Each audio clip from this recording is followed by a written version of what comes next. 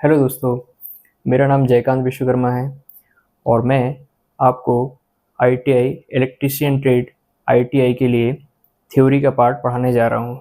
यह जो कोर्स है हमारा, ये आपको आईटीआई टीओ एग्ज़ाम के लिए बहुत ही लाभप्रद होगा। मैं आपको सभी चैप्टर्स के थ्योरी का एक शॉर्ट व्यू बताऊंगा, जिससे कि आपको आगे एग्ज़ाम के लिए जो आप प्रैक्टिस करते हैं उसमें आपको एक मेमोरी के तौर पे एक रिवीजन होगा। आज जो हम पहला टॉपिक तैयार करने जा रहे हैं उसका नाम है ट्रांसफार्मर। ट्रांसफार्मर के बारे में मैं आपको बताना चाहता हूँ कि ट्रांसफार्मर की जैसे डेफिनेशन की बात करें तो ट्रांसफार्मर जो होता है, बोला जाता है ट्रांसफार्मर जो है is a static device which transform the electric power from one voltage level to another voltage level at same frequency and same power.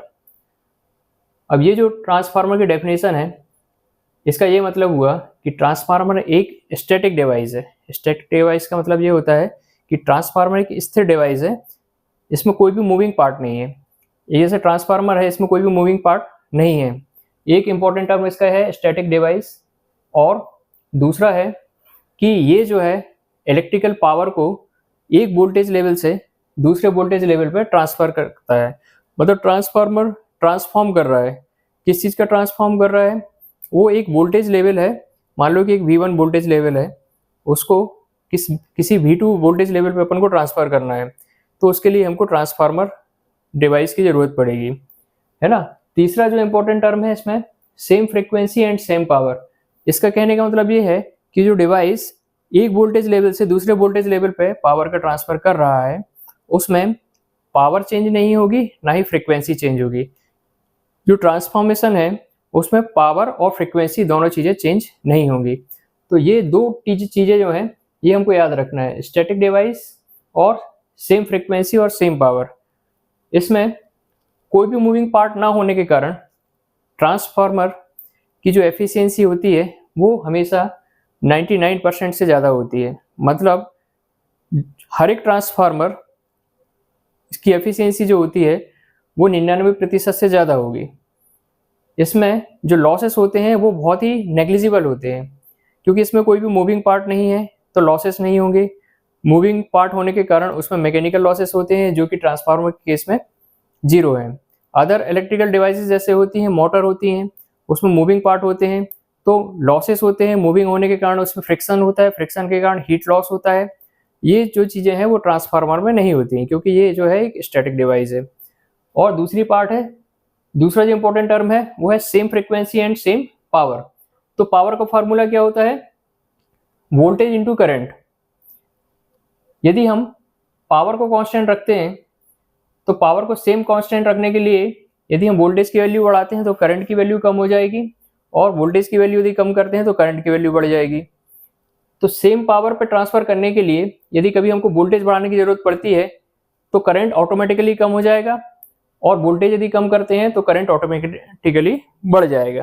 तो लेकिन पावर जो होगी वो सेम रहेगी, दोनों साइड पावर जो होती है वो सेम रहेगी। दूसरा टर्म इसमें है जो फ्रिक्वेंसी। फ्रिक्वेंसी ट्रांसफार्मर में एक साइड से दूसरे साइड जाने में वोल्टेज लेवल चेंज होने पर क्यों चेंज नहीं होती है? फ्रिक्वेंसी एक ऐसा टर्म है, आप इसको ये समझ लीजिए कि फ्रिक्वेंसी जब जनरेटिंग प्लांट में बनता है इलेक्ट्रिसिटी, उस समय पे जो फ्रिक्वेंसी फिक्स हो जाती है वो लास्ट तक फ्रिक्वेंसी सेम होती है, उसको बीच की किसी भी स्टेज पे चेंज नहीं किया जा सकता। अब अगली टर्म जो है ट्रांसफार्मर के बारे में, वो मैं ये बताना चाहता हूं आपको कि ट्रांसफार्मर की आवश्यकता क्यों पड़ी। ट्रांसफार्मर की आवश्यकता क्यों पड़ी?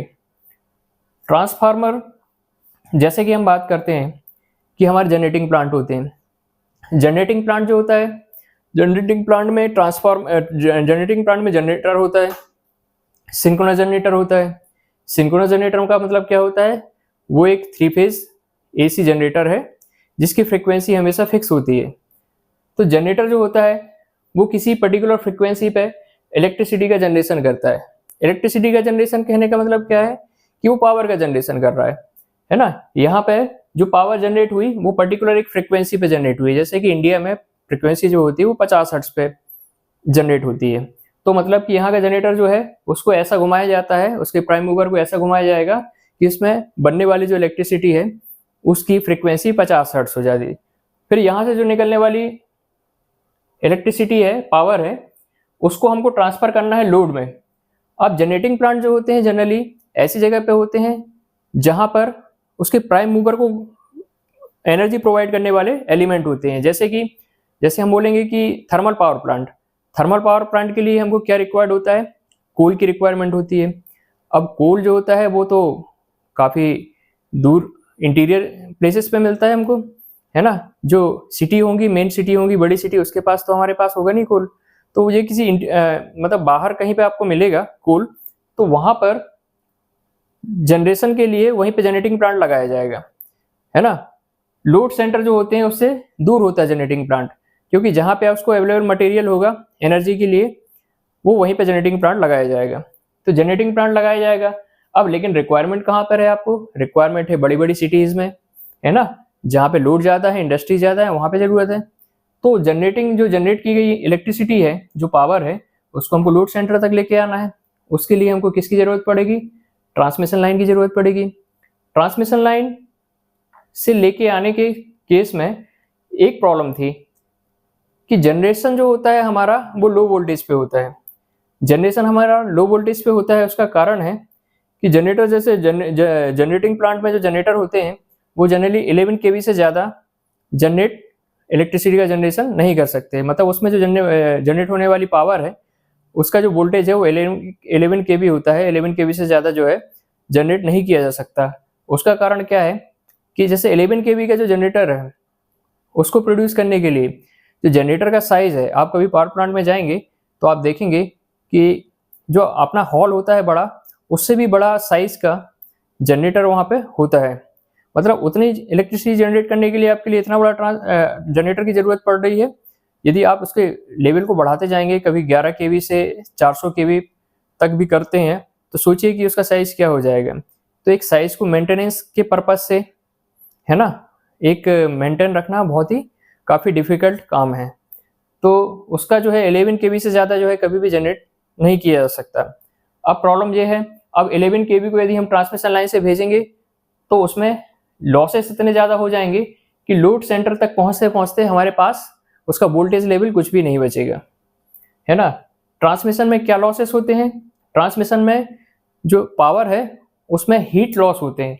मतलब ट्रांसमिशन जब हम पावर कट करते हैं तो इसमें जो हीट के फॉर्म में I2R लॉसेस होते हैं। I का मतलब यहाँ पे बहने वाली जो करंट है, और R मतलब इस लाइन का रेजिस्टेंस, ट्रांसमिशन लाइन का रेजिस्टेंस। तो उसमें यदि I का स्क्वायर कर दें और R का मल्टीप्लाई कर दें तो जो टर्म आएगी वो होता है I2R।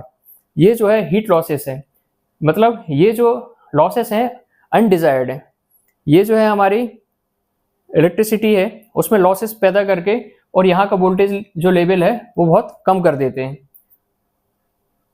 तो यदि यहाँ पे लॉसेस कम हो जाएंगे तो यहाँ पे जो वोल्टेज है कम हो जाएगा और यहाँ पर हमको उपयोग करने लायक इलेक्ट्रिसिटी नहीं मिलेगी। तो हमको कुछ ऐसा सोचना था जिसमें हम यहाँ से कम वोल्टेज पे, यहाँ पे तो हम वोल्टेज बढ़ा नहीं सकते क्योंकि यहाँ पर जो है जनरेशन फिक्स है।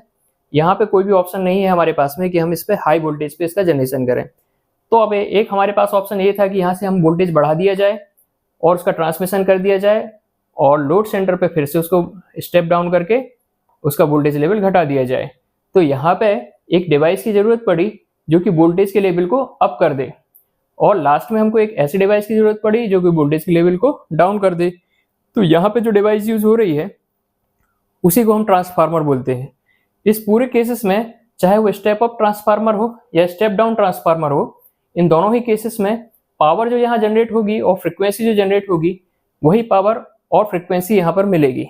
अब उस केस में चाहे वोल्टेज की वैल्यू बढ़ा दी जाए या वोल्टेज की वैल्यू कम कर दी जाए, उस केस में पावर और फ्रिक्वेंसी चेंज नहीं होगी। मतलब ट्रांसफार्मर ट्रांसफॉर्म करता है केवल वोल्टेज लेवल को, करंट लेवल अपने आप उसके हिसाब से एडजस्ट होता है, पावर कभी भी चेंज नहीं होगी, फ्रिक्वेंसी जो एक बार जनरेट हो गई वो हमेशा लास्ट तक एक जैसी रहेगी।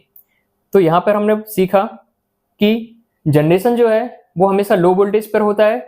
उसके दो कारण हैं कि यदि वोल्टेज लो वोल्टेज पे नहीं करेंगे तो उसका साइज जो है बहुत काफ़ी बड़ा हो जाएगा। और दूसरा कारण क्या है कि जनरेटर जो बनाया जाता है उसमें यदि हाई वोल्टेज, यदि हम वोल्टेज लेवल बढ़ाते जाएं तो उसमें इंसुलेशन की प्रॉब्लम हो जाएगी। हमेशा एक टर्म याद रखिएगा आप, किसी भी कंडक्टर, जैसे ये कंडक्टर है ये, इसमें यदि हम वोल्टेज का लेवल बढ़ाते जाएं, इस दोनों टर्मिनल पर वोल्टेज का लेवल बढ़ाते जाएं तो हमको उसका इंसुलेशन बहुत मजबूत रखना पड़ेगा। तो इंसुलेशन जो है वोल्टेज से संबंधित है। और यदि इसमें कोई बोलता है कि आपको करंट की रेटिंग बढ़ाना है, इस कंडक्टर है इसमें करंट की रेटिंग बढ़ाना है, तो मतलब इसका क्रॉस सेक्शनल एरिया से संबंधित है। इसका क्रॉस सेक्शनल एरिया बढ़ाएंगे तो इसकी करंट की रेटिंग बढ़ाई जा सकती है। दूसरी बात जो है ट्रांसमिशन, ट्रांसमिशन हमेशा हाई वोल्टेज पे किया जाएगा, क्योंकि यदि हम हाई वोल्टेज पे करेंगे तो इसका वोल्टेज लेवल बढ़ जाएगा और करंट लेवल कम हो जाएगा। और यहाँ पर हमको आई स्क्वायर आर लॉसेस ही है जो इसको कम करना है। जब आई की वैल्यू कम हो जाएगी तो लॉसेस भी बहुत कम हो जाएंगे। तो यही कारण है कि ट्रांसमिशन हाई वोल्टेज पे होता है और डिस्ट्रीब्यूशन पे अगेन हमको क्या होगा, वोल्टेज जो है लो वोल्टेज पे चाहिए होगा। यहाँ पर फेस टू फेस वोल्टेज होता है और एक लाइन वोल्टेज होता है। लाइन वोल्टेज का मतलब होता है कि एक लाइन और दूसरी लाइन के बीच में जो वोल्टेज होता है उसको हम लाइन वोल्टेज बोलते हैं, और एक लाइन और न्यूट्रल के बीच में जो वोल्टेज होता है उसको हम फेज वोल्टेज बोलते हैं। जनरली जो इंडिया में है 415 वोल्ट जो है लाइन वोल्टेज होता है और 240 वोल्ट जो है वो फेज वोल्टेज होता है।